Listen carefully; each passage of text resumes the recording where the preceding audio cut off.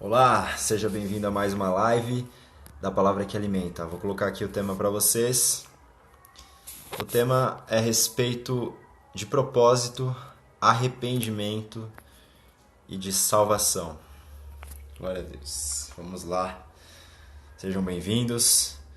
A Lele, a Juliana, a Maia, a Kátia, a Janislene, todos vocês aí que já estão com a gente na Palavra que Alimenta.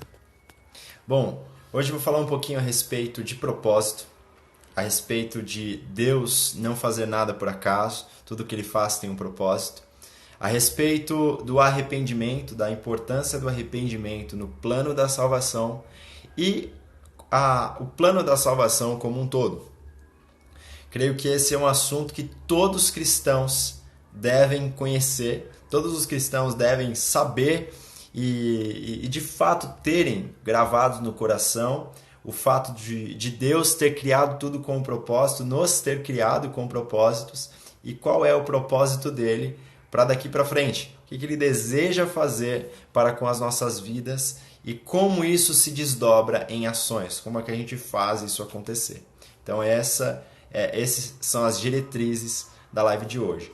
Para que a gente possa começar, eu gostaria de fazer uma oração com vocês. Eu convido vocês a curvarem suas cabeças e se concentrarem nessa oração. Senhor amado e querido, em nome do Senhor Jesus, nós estamos aqui reunidos mais uma vez pela sua infinita graça e misericórdia e pedimos que o Senhor direcione todas as coisas nesta live, Pai. Que o Teu Espírito Santo direcione os estudos aqui, direcione o entendimento daqueles que estão a assistir e que os corações estejam abertos, preparados porque o Senhor tem para falar por meio da Tua palavra, por meio dos Teus propósitos. É um propósito Teu que nós estejamos aqui reunidos ao redor da Tua palavra e peço, em nome de Jesus, que o Senhor nos dê graça em ter o sucesso, a prosperidade diante da missão que temos nessa noite. De tanto ensinar quanto aprender a Tua palavra. Então que nós aprendamos contigo, com o Teu Espírito, para a honra e glória do Senhor, em nome de Jesus. Amém? Glória a Deus. Vamos lá.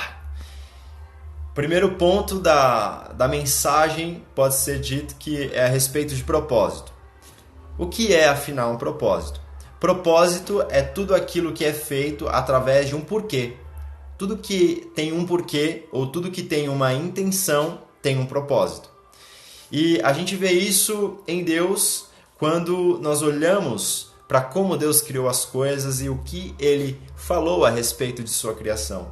Ele criou as árvores, a gente lê ali em Gênesis capítulo 1:12, que Deus criou as árvores com o propósito de produzirem sementes, para que as sementes produzam mais árvores e assim as árvores enchessem a terra. Ele criou, no versículo 15 de Gênesis 1, a Bíblia diz que Deus criou os luminares no céu com o propósito de alumiar a terra. A Bíblia diz, no versículo 22 de Gênesis 1, que Deus criou os animais com o propósito deles serem férteis, deles multiplicarem e deles encherem a terra.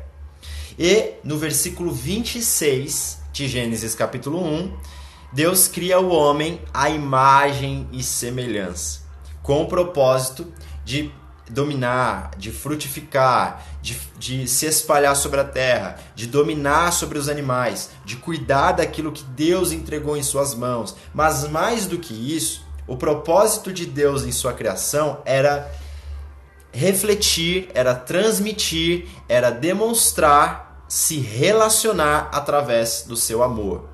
O propósito central da criação de Deus é o amor, porque Deus é amor. E a melhor forma de expressar amor é através, para com alguém ou para com algo. Eu só consigo amar se eu tiver alguém para amar. Eu só consigo amar se eu tiver algo para amar. E Deus criou todas as coisas com o propósito de amá-la.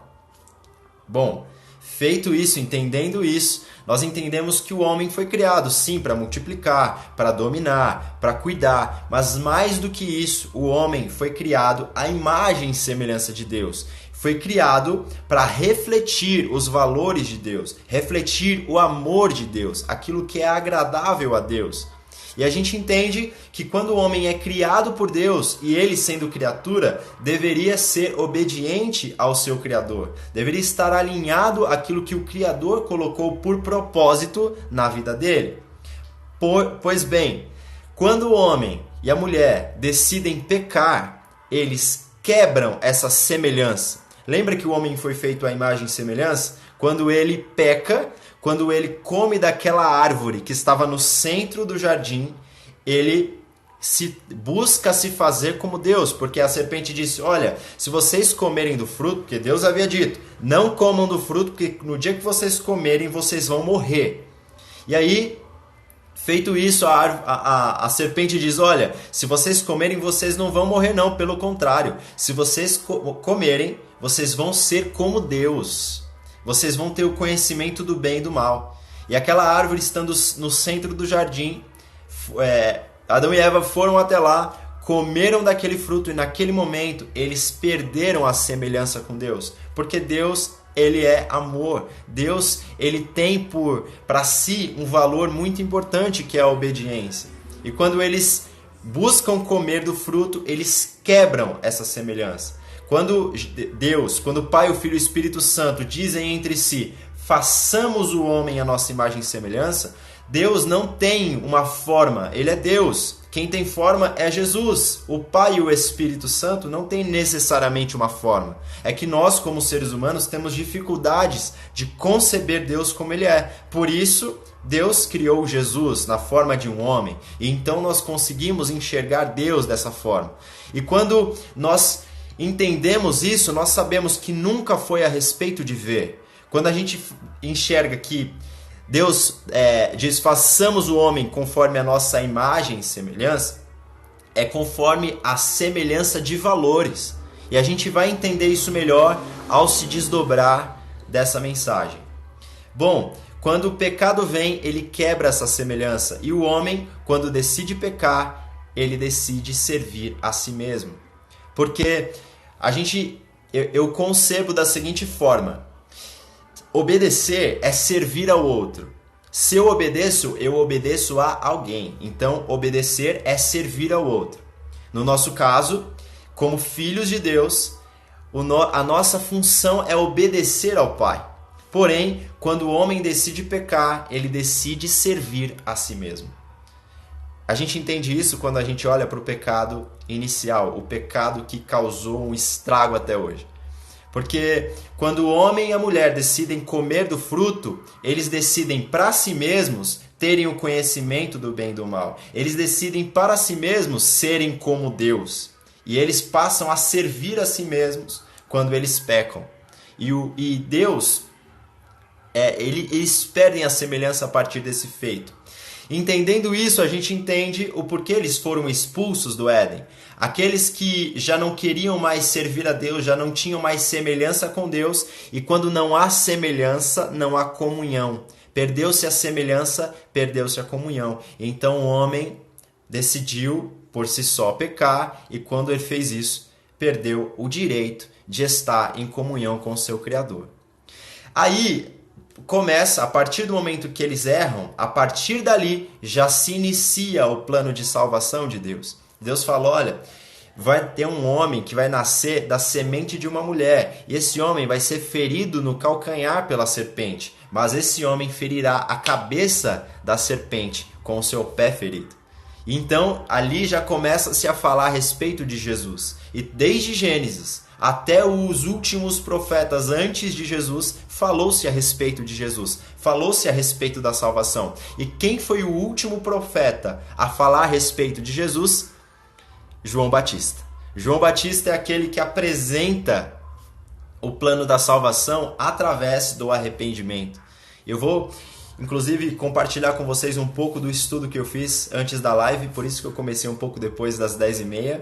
Eu fui melhorando o estudo que eu havia feito e eu quero compartilhar com vocês, depois que nós terminarmos aqui, os detalhes desse estudo e como eu cheguei até esse estudo, né? Claro, pela graça de Deus. E então nós vamos ter um pouquinho mais de detalhes quanto a isso. Mas gostaria de falar um pouco sobre o plano de redenção de Jesus. Eu escrevi a respeito de Jesus ter sido precedido por João Batista. Mas antes disso, vamos entender o seguinte: se comerdes do fruto, no dia que vocês comerem do fruto, vocês vão morrer. Foi isso que Deus disse. Quando eles de fato comem do fruto, eles não morreram fisicamente. Mas lembra que ser a imagem e semelhança de Deus não é a respeito de carne, não é a respeito de basicamente a vista, a parte física. Ser semelhante a Deus lá no Éden significava ter os valores de Deus sobre si. E quando eles comeram do fruto, automaticamente aqueles valores morreram em Adão e Eva. E foi isso que de fato aconteceu. Quando a gente lê aquilo, eu lia inicialmente e não entendia. Deus disse que eles morreriam, eles comeram do fruto e não morreram. Deus é muito amoroso, não é verdade? Acho que ele deixou passar para que depois em Jesus isso fosse de fato concretizado. E não deixa de ser verdade. Porém, eles morreram naquele momento, mas morreram em semelhança para com Deus. E o que Jesus veio fazer? Uma coisa interessante, uma revelação que eu tive, eu nunca ouvi ninguém falar a respeito disso, e isso está muito claro na Bíblia, não sei como não havia visto isso antes. Quando Jesus vem restaurar a semelhança do homem para com Deus. Aquilo que foi quebrado no Éden, Jesus veio restaurar. E a gente vê isso em várias passagens da Bíblia. Eu gostaria de passar em algumas aqui com vocês, porque o que acontece? Olha só, Jesus sendo semelhante ao Pai nos seus valores. Jesus não é necessariamente semelhante ao Pai fisicamente. Não é que quando a gente vê o Pai, a gente vai olhar para Jesus e ver que eles são iguaizinhos. Não necessariamente, não é isso. O cerne da palavra de Deus não é a respeito disso, mas a respeito dos valores. Quando Jesus é semelhante a Deus, ele é semelhante em amor, ele é semelhante em respeito, ele é semelhante em obediência, ele é semelhante a tudo aquilo que agrada a Deus. Portanto, se nós somos filhos que queremos agradar ao Pai, é necessário que nós busquemos se parecer com Jesus, porque tudo que agrada ao Pai está em Jesus. Se a gente quer amar o Pai verdadeiramente, a gente tem que buscar parecer com Jesus. Jesus veio restaurar a semelhança que havia sido quebrada, e a gente vê isso em várias passagens da Bíblia, e eu gostaria de passar algumas com vocês. Em João capítulo 14, no versículo 8, Felipe diz para Jesus o seguinte: Jesus tinha dito, olha, eu sou o caminho, a verdade e a vida, e ninguém vem ao Pai a não ser por mim. Aí Felipe diz o seguinte, olha, Senhor, mostra-nos o Pai, isso nos basta. Felipe diz, eu quero ver o Pai. E aí Jesus diz, há tanto tempo estou convosco e não me conheces, Felipe? Quem me vê a mim, vê ao Pai. Como dizes tu, mostra-nos o Pai? Basicamente Jesus está dizendo, olha, eu trago consigo os valores do Pai. Eu sou como o Pai, porque eu faço tudo que o Pai quer que eu faça. Eu sou amor, eu sou obediência, eu sou reverência, eu sou tudo aquilo que agrada ao Senhor. E isso, para mim, foi revelador, porque a gente ouve tanto essa palavra e não entende o que ela quer dizer. Mas o que ela quer dizer é que Jesus carrega em si tudo aquilo que é agradável ao Pai. Ele é semelhante ao Pai e por isso ele tem comunhão com o Pai. E o que ele veio fazer? Nos mostrar como parecer-se com ele, para que então, parecendo-se com ele, nós nos pareçamos com o Pai e tenhamos novamente aquela semelhança que foi quebrada. A gente vê isso, não sei se você está entendendo. Espero que sim, oro para que sim, e eu vou continuar provando isso com base na palavra de Deus, ainda no livro de João. Se você voltar um versículo e for no versículo 34 e 35, olha o que Jesus diz. Novo mandamento vos dou, amai-vos uns aos outros, como eu vos amei. Assim também deveis amar uns aos outros. Nisso conhecerão que sois meus discípulos, se vos amardes uns aos outros. Basicamente, Jesus está falando o seguinte, amem uns aos outros assim como eu amei vocês. Sabe por quê? Porque quando vocês se assemelharem a mim, aí vão saber que vocês são os meus discípulos. Quando vocês tornarem-se semelhantes em valores e principalmente em amor. Existem outras passagens que dizem isso, voltando para João, capítulo 14, versículo 21, isso continua-se repetindo, continua se provando com base na palavra de Deus. Vejamos o versículo 21. Olha só, Jesus dizendo: aquele que tem os meus mandamentos e os guarda, este é o que me ama. E o que me ama será amado de meu Pai, e eu o amarei e me manifestarei a ele. Basicamente, Jesus está dizendo o seguinte: sejam o que eu prego, porque eu prego o que eu sou, e eu sou semelhante ao Pai. Se vocês buscarem serem semelhantes a mim, segundo os meus ensinamentos, naturalmente vocês vão ser amados por Deus, porque Deus ama tudo que está em mim. É como se Jesus estivesse dizendo isso. E naturalmente, quando você se assemelhar a Jesus, Deus se manifestará a você, porque você terá comunhão com aquilo que é semelhante a Deus. A gente vê isso também em João 17, e se a gente parar para analisar essa verdade, a gente vai ver isso em toda a Escritura. Mas gostaria de chamar a atenção para essa parte de João capítulo 17, que diz o seguinte: para que todos, Jesus orando, para que todos sejam um, como tu, ó Pai, o és em mim e eu em ti. Que eles também sejam um em nós, para que o mundo creia que tu me enviaste. Eu lhes dei a glória que tu me deste, para que sejam um, como nós somos um. Olha só as confirmações a respeito de semelhança. Eu neles e tu em mim, para que sejam perfeitos em unidade, para que o mundo conheça que tu me enviaste e que os amaste, como também amaste a mim. Pai, eu quero que onde eu estiver, estejam também comigo aqueles que me deste, para que vejam a minha glória, a glória que me deste, porque me amaste antes da criação do mundo. Olha só as confirmações. Jesus está querendo que nós sejamos um. E como que a gente vai ser um? Conforme os ensinamentos de Deus.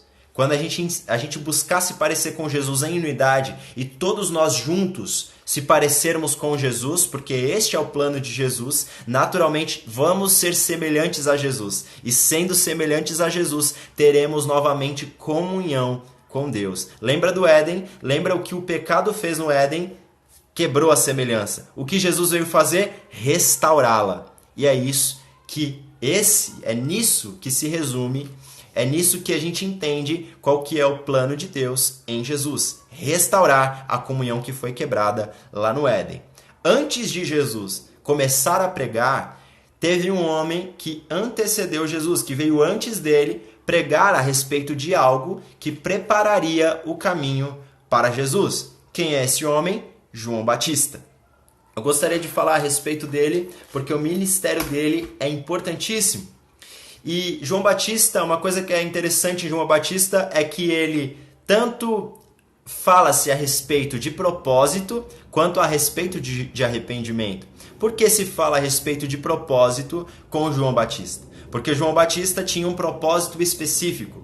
João Batista, 700 anos antes de João Batista vir, Isaías escreveu a seu respeito. Isso está escrito em Isaías capítulo 40, versículo 3. Isso está escrito também em Mateus capítulo 3, versículo 3. Aliás, Mateus capítulo 3, versículo 3 e Lucas capítulo 3, versículo 5. Voz do que clama no deserto, preparai o caminho para o Senhor, endireitai as suas veredas. Olha só, a profecia a respeito de João Batista já revelava o seu propósito, a sua intenção, o seu porquê diante dos homens. Ser a voz. Quem era ele? A voz. A voz fazia o quê? Clamava. A voz clamava onde? No deserto. Quando nós respondemos essas perguntas diante de Deus, a gente entende qual que é o nosso propósito. Qual que é o meu propósito? Eu tenho que buscar do Senhor. Nós temos propósitos abrangentes que abrangem todos os cristãos, mas cada um de nós tem propósitos específicos para com Deus. E é em Deus, diante de Deus, que você vai descobrir o teu propósito. O propósito específico de João Batista é que ele era a voz. A voz que fazia o quê? Clamava. Clamava onde? No deserto. Então, quando a gente entende a respeito do nosso propósito, nós destravamos a vida. Aquilo que nós fazíamos sem intencionalidade, entendendo o nosso propósito na Terra, a gente faz as coisas com muito mais intenção, com muito mais foco. E a gente entende nisso João Batista. João Batista fez tudo com muita intensidade. Ele não teve muitos anos de ministério, mas o tempo de ministério que ele teve foi intenso. E ainda que ele fosse alguém estranho, porque ele era nazireu, ou seja, consagrado, ainda sendo criança para Deus, ele não podia cortar o cabelo, não podia cortar a barba, então era um homem cabeludo, barbudo, que usava roupas com peles de camelo, um cinto de couro, comia gafanhotos, comia mel silvestre, pregava uma mensagem diferente de tudo que o povo havia escutado antes, num lugar que era incomum no deserto. Ele era completamente estranho, mas ele sabia muito bem qual que era o propósito dele para com Deus. E quando nós sabemos o que o céu, o que o eterno pensa ao nosso respeito, aquilo que o que é passageiro pensa a nosso respeito, perde a força, perde a validade. Aquilo que eu tenho que fazer diante dos homens, se foi Deus quem me enviou a fazer, eu tenho que fazer, porque é o eterno que me colocou este propósito, esta intenção, este porquê. E aquilo que os homens pensam, aquilo que é passageiro, pensa de mim, não interessa. E João Batista colocava isso em prática. E ainda que ele parecesse estranho aos olhos dos homens, Jesus, em Mateus capítulo 11, versículo 11, diz que não houve maior profeta do que João Batista. Dos nascidos de mulher, não houve alguém maior do que João Batista. Então perceba que para Deus nunca foi a respeito de aparência, nunca foi a respeito de ter um rosto bonito, nunca foi a respeito de se vestir bem, é a respeito de ser semelhante em valores para com Deus. É isso que é importante para o Senhor e é nisso que nós devemos focar.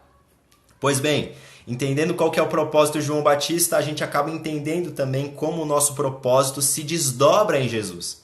E qual que era o assunto da voz que clamava no deserto? Aquela voz clamava a respeito de arrependimento. E arrependimento é algo que prepara os caminhos para Jesus. Nós vemos que a profecia a respeito de João Batista fala: preparai o caminho para o Senhor, endireitai suas veredas. Em outras palavras, João Batista veio preparar o caminho para Jesus, assim como arrependimento veio preparar o caminho para a salvação. Incrível que vamos ler Lucas capítulo 3, versículo 8, para entender um pouquinho melhor a respeito de arrependimento. Essa palavra, ela fala profundamente a respeito de algo que eu tinha entendido errado e o Espírito Santo me trouxe à tona o que de fato ela quer dizer. Lucas capítulo 3, no versículo 8, diz o seguinte: João Batista pregando: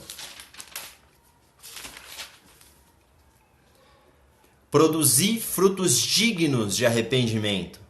Olha só, vamos se apegar a essa frase. Produzi, pois, frutos dignos de arrependimento. Aí no versículo 9 ele fala: o machado está posto à raiz das árvores, e toda árvore que não dá bom fruto é cortada e lançada no fogo. Muitas pessoas pregam o seguinte, que se você não der frutos bons, você vai para o inferno, porque o machado está à raiz das árvores e toda árvore que não produz bom fruto é lançada no fogo. Mas o que as pessoas esquecem de fazer é ler o contexto. Você tem que fazer coisas boas. Você tem que dar comida aos pobres. Você tem que fazer o bem. Todo aquele que sabe o que fazer e não faz, peca, conforme escreveu Tiago. Mas essa palavra não é a respeito de boas obras. Essa palavra é a respeito de arrependimento. Porque se fosse por boas obras que nós iríamos para o inferno ou não, o poder da graça seria inútil. Jesus não precisaria ter morrido na cruz, bastaria nós sermos bonzinhos. Mas a Bíblia diz lá em Efésios capítulo 2, versículos 8 e 9, que a salvação vem pela fé, e não pelas boas obras, e não pelos bons frutos. Os bons frutos vão definir o nosso galardão, mas não vão definir a nossa salvação. Se fosse assim, o ladrão da cruz não teria sido salvo. Ele foi salvo pela fé e não pelas obras. E feito isso, entendendo isso, a gente entende que o machado está posto à raiz das árvores para lançar no fogo aquelas árvores, aquelas pessoas que não se arrependeram de seus pecados. Por quê? O pecado lá do Éden foi o que separou o homem de Deus. E se o homem não se arrepender de seus pecados, ele vai permanecer separado de Deus. O que João está dizendo? Olha, produzir frutos dignos de arrependimento. Ou seja, produzir frutos que demonstrem o seu arrependimento. Não é só você dizer, eu me arrependo, porque dizer que se arrepende não é um fruto. Talvez seja o início do fruto. Talvez seja a semente que vai germinar e vai produzir os frutos dignos de arrependimento. Quando você diz que se arrepende, você precisa demonstrar o arrependimento. Zaqueu, quando se arrependeu, ele voltou atrás no que fazia e decidiu quadruplicadamente restituir quem ele havia defraudado.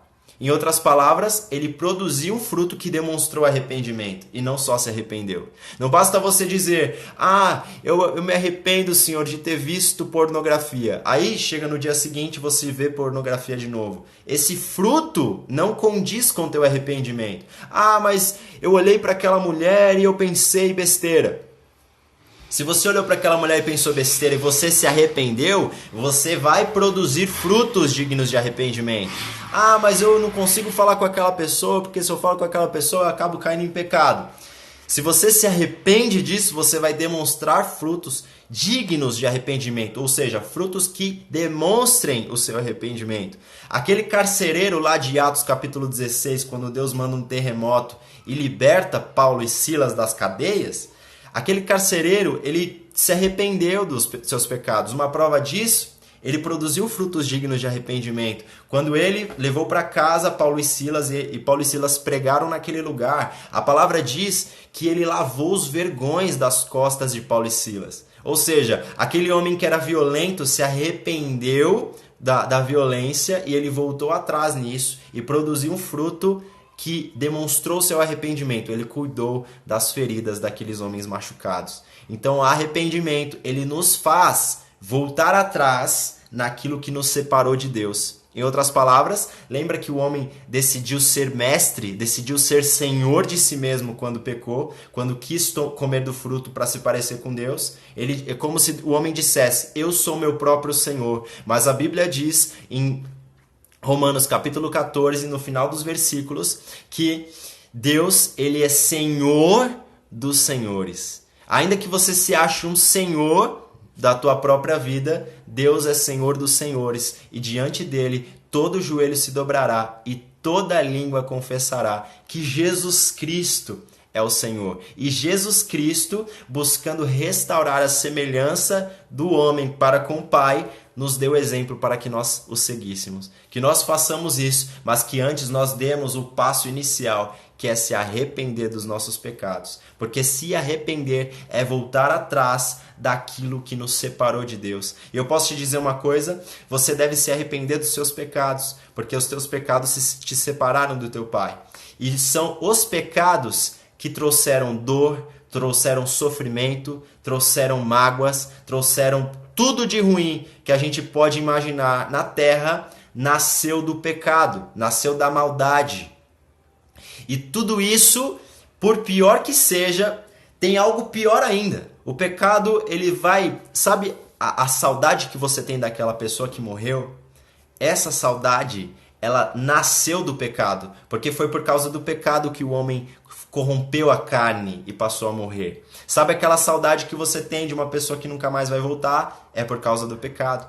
Sabe aquela dor que você sente quando você queima o dedo? Aquela dor, ela é proveniente do pecado. O pecado trouxe dor. Sabe aquela maldade que fizeram com você? Aquela pessoa que não ligou para os seus sentimentos e te machucou? Tudo isso proveio do pecado. O pecado trouxe todos esses maus, mas principalmente o pior pecado, na minha opinião, o pior fruto do pecado é a separação do homem para com Deus. Pensa só naquele privilégio que Adão teve. Adão foi o primeiro homem a andar sobre a terra e ele tinha total comunhão para com Deus. Ele andava com Deus, ele podia ver Deus, ele podia falar com Deus. Porém, o pecado tirou isso do homem e levou consigo toda a maldade. E para completar e para comprovar isso, Caim, o primeiro filho de Adão, ele mata o próprio irmão. A maldade entrou no coração quando o pecado entrou também. Então que nós nos arrependamos dos pecados, porque foram eles que nos separaram do Pai. E a gente fica constrangido para com Deus quando a gente olha para Jesus. Porque a gente merecia a morte. Nós merecemos a morte. Não que nós merecemos, nós merecemos. Os nossos pecados confrontaram aquilo que Deus colocou para as nossas vidas como propósito inicial. E é incrível o poder que isso teve para conosco.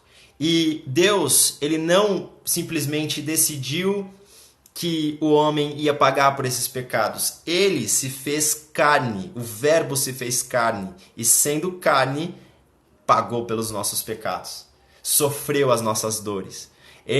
A Bíblia diz lá em 2 Coríntios 5, que o Deus estava em Jesus se reconciliando com o mundo, voltando a se tornar semelhante com o mundo. Olha que constrangedor, conforme a própria palavra diz lá em 2 Coríntios 5,14, o amor de Deus nos constrange.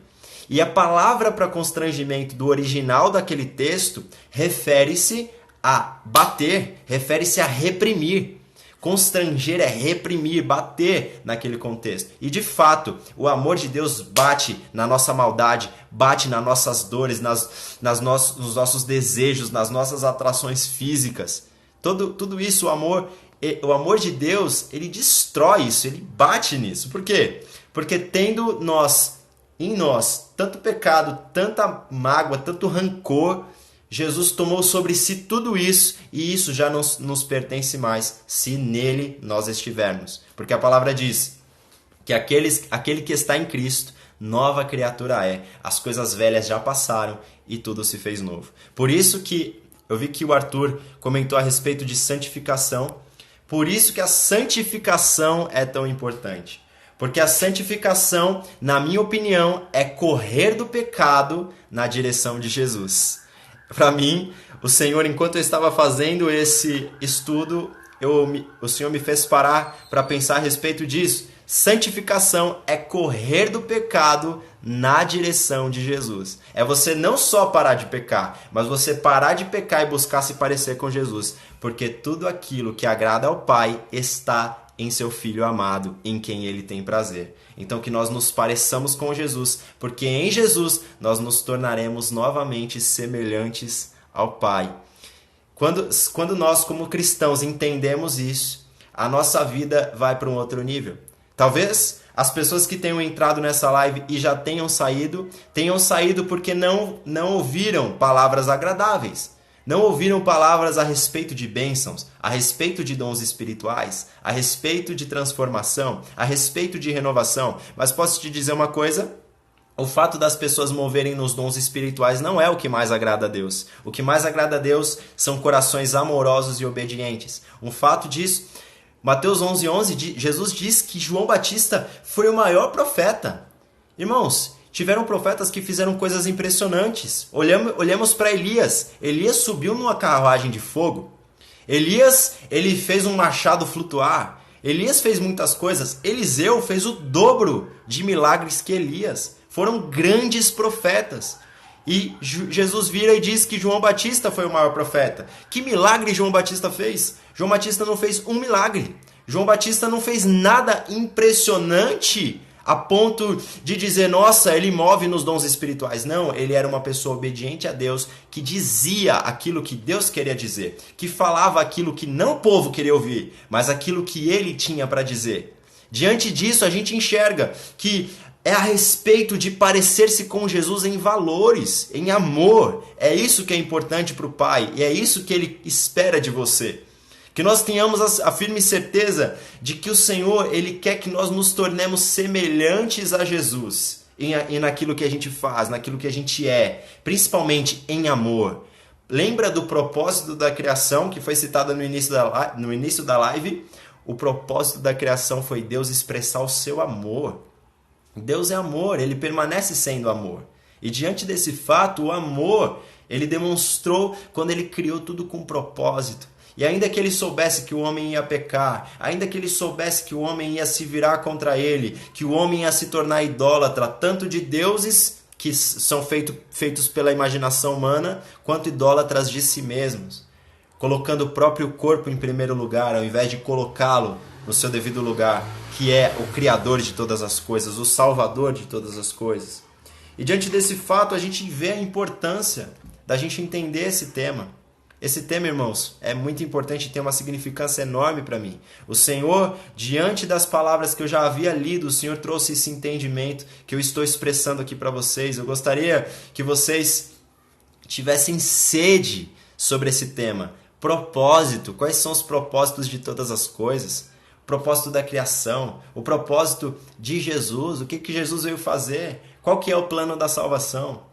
Jesus é alguém agradável a Deus, porque Ele é o Filho em quem o Pai tem prazer. Quem é Jesus? Tenham sede de saber quem é Jesus, tenham contato com a palavra. E Ele pode trazer revelações aos seus corações muito maiores do que essas simples revelações.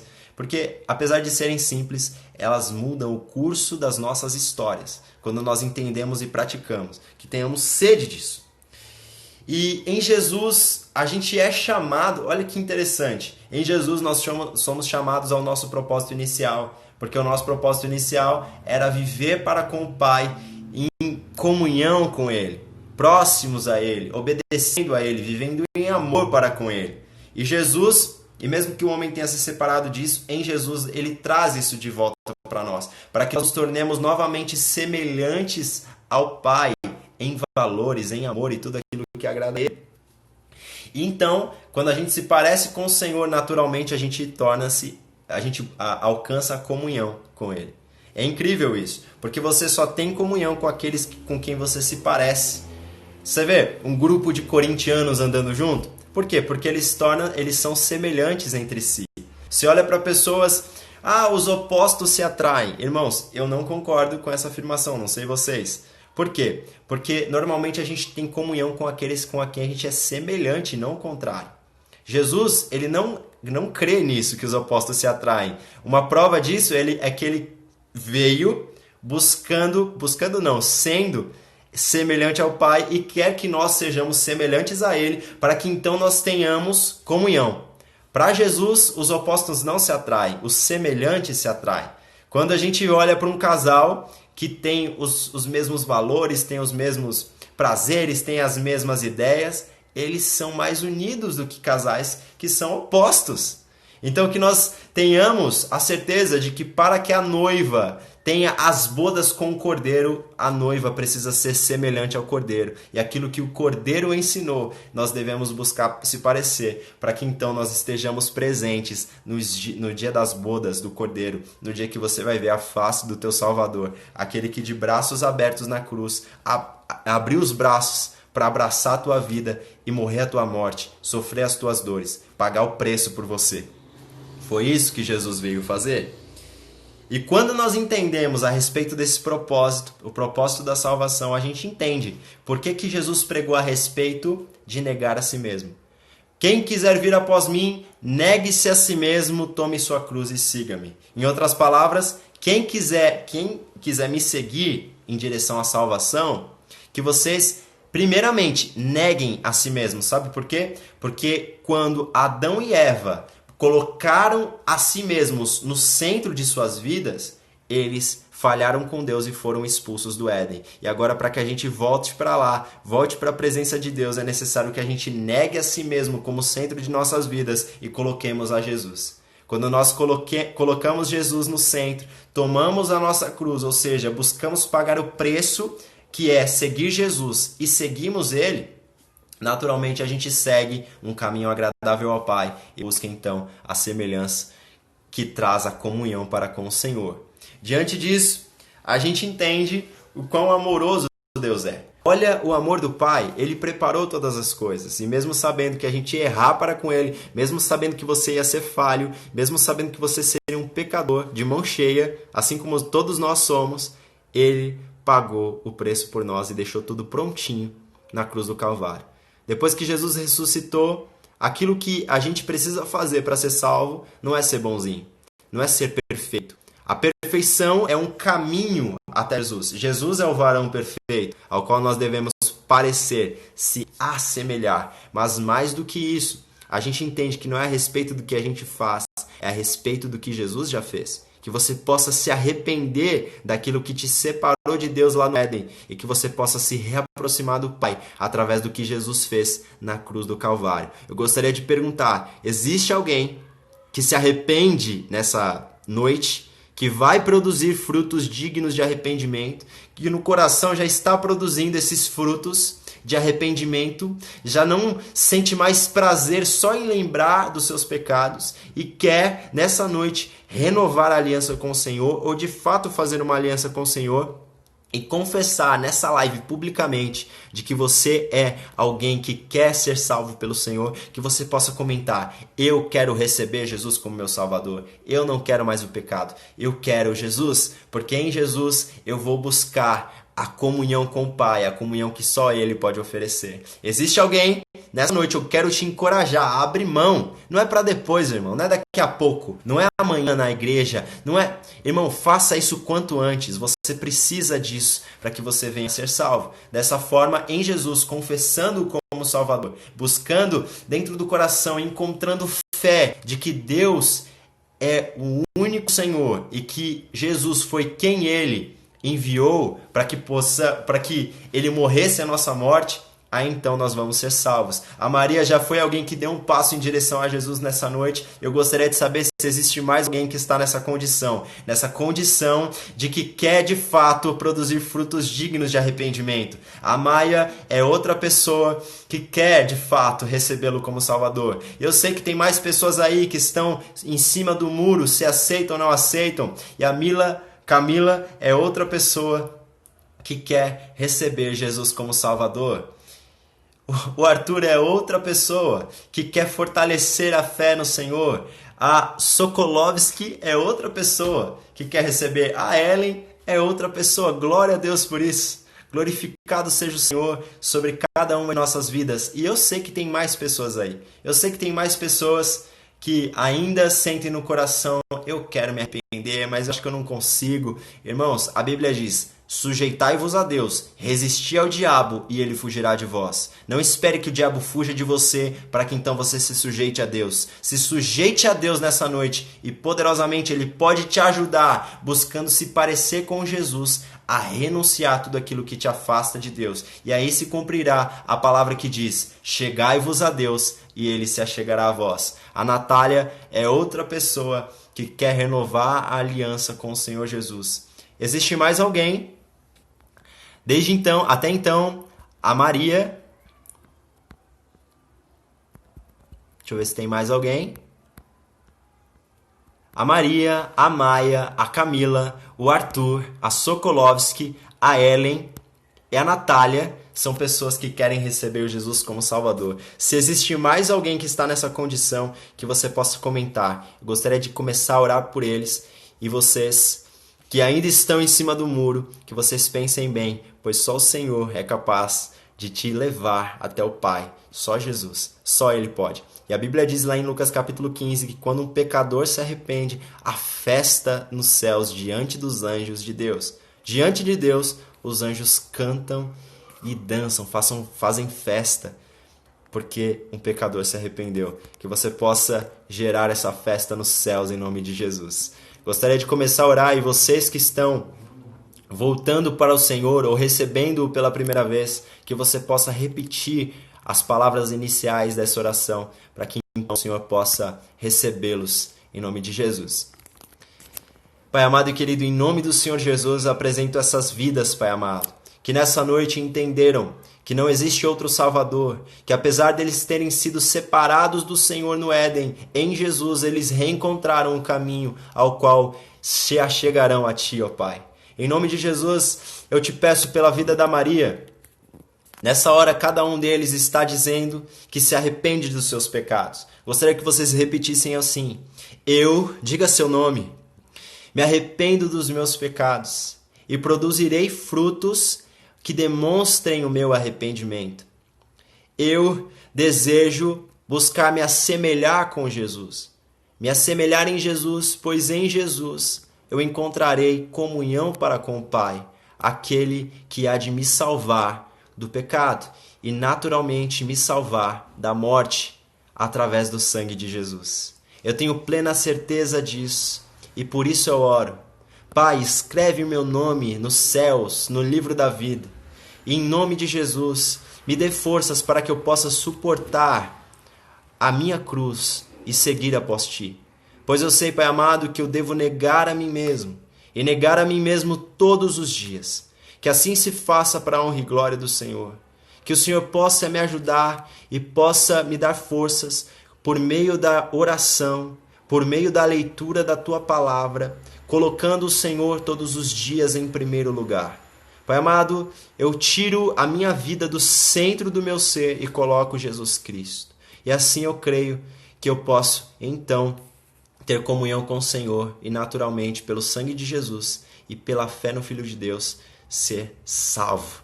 Pai amado e querido, em nome de Jesus, eu te agradeço e te peço que o Senhor possa direcionar todas as coisas na vida dessas pessoas, que o Senhor possa receber a cada um, tanto a Maria, quanto a Maia, quanto a Camila, quanto o Arthur, quanto a Sokolovski, quanto a Ellen, quanto a Natália, todos eles, Pai amado, recebe-os, Pai, em teus braços em nome de Jesus, que o teu Espírito Santo abrace a cada um deles e os dê força para que eles possam então manter Jesus no centro de suas vidas. Pai amado, eu te peço por eles e desde já te agradeço. Que cada uma dessas 7 vidas sejam mais que abençoadas em Cristo Jesus. Direciona eles, Pai amado, para a honra e glória do Senhor. E assim eu entrego cada um nas tuas mãos, na certeza de que o Senhor tudo fará, pois tu és maravilhoso e o teu amor nos constrange, Pai. E que teu amor nos acompanhe para a honra e glória do Senhor todos os dias de nossas vidas, para que então na eternidade nós possamos estar na presença do nosso Senhor e nosso Salvador Jesus Cristo, do nosso amado, pois nós somos do nosso amado e o nosso amado é nosso. E nas bodas do Cordeiro estaremos todos juntos presentes a glorificar pessoalmente o Santo de Israel. Aleluia, Jesus. E assim eu agradeço a oportunidade de ter estado aqui com vocês nesses 47 minutos. Esse tempo passou muito rápido. Eu amo estar aqui falando com vocês e eu quero estar amanhã de novo às 10h30 da noite. Estou muito feliz pelas almas que se renderam a Jesus. Peço que cada um de vocês me procure no direct.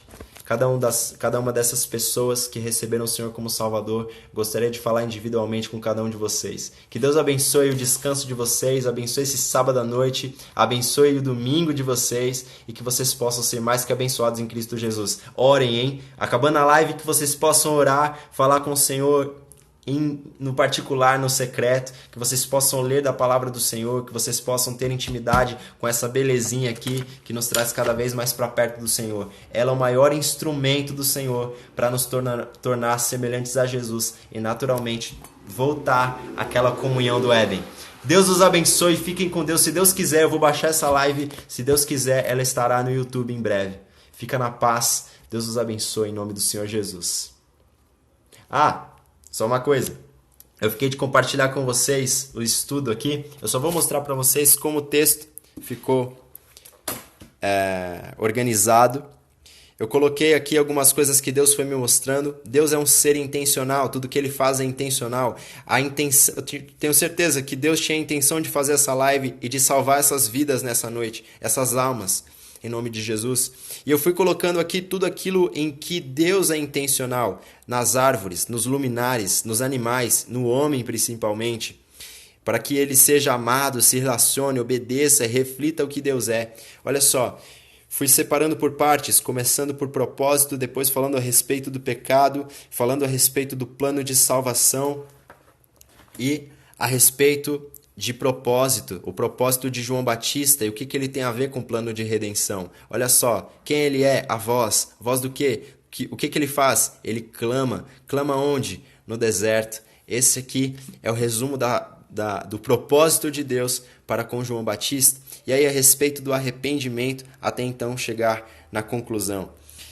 Que vocês tenham... Inclusive, eu gostaria de fazer uma live a respeito de como organizar as ideias, de como ter um momento de devocional, um momento devocional com o Senhor, que eu creio que o Senhor pode dar um entendimento muito maior do que Ele dá para mim.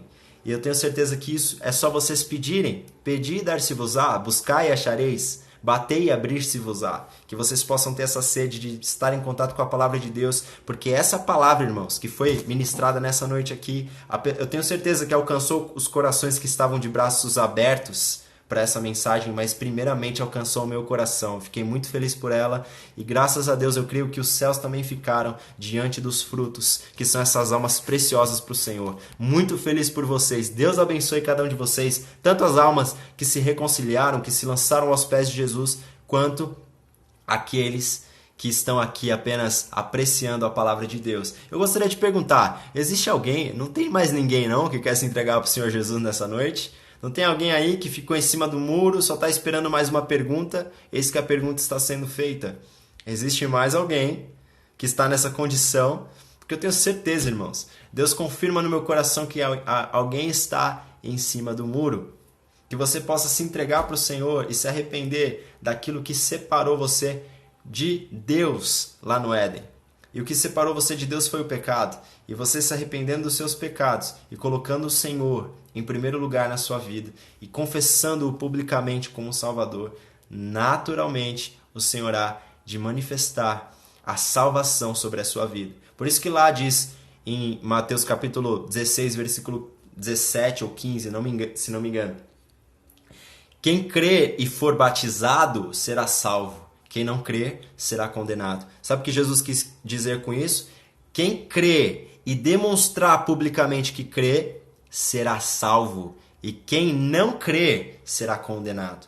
Que você possa perder a sua vergonha e se lançar aos braços do Senhor. Se há essa insistência aqui, é porque o Espírito Santo está batendo a porta de alguém. Eis que estou à porta e bato. Se alguém ouvir minha voz e abrir a porta, eu entrarei, cearei com ele e ele comigo.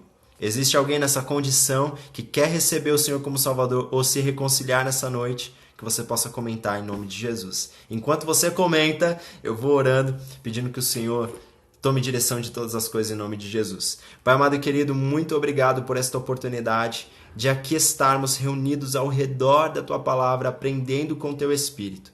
O Senhor falou profundamente ao meu coração e creio que falou profundamente ao coração dos Teus filhos. Que o Senhor possa abençoá-los, direcioná-los e guiá-los, Pai, convencê-los de todo pecado, na certeza de que convencendo-os pelo Espírito e lançando-se aos pés de Jesus, nós alcançamos então aquilo que o Senhor preparou para nós. Que assim se faça, que o Senhor abençoe a vida de cada um deles, dê cada vez mais discernimento, cada vez mais sabedoria, cada vez mais força diante daquilo que eles têm que enfrentar, que eles coloquem em primeiro lugar o Teu reino e a Tua justiça, sabendo que aquilo que eles precisarem lhes será acrescentado, que assim se faça para a honra e glória do Senhor em nome de Jesus. E assim eu agradeço a oportunidade de ter estado aqui com vocês, Deus os abençoe, fiquem na paz.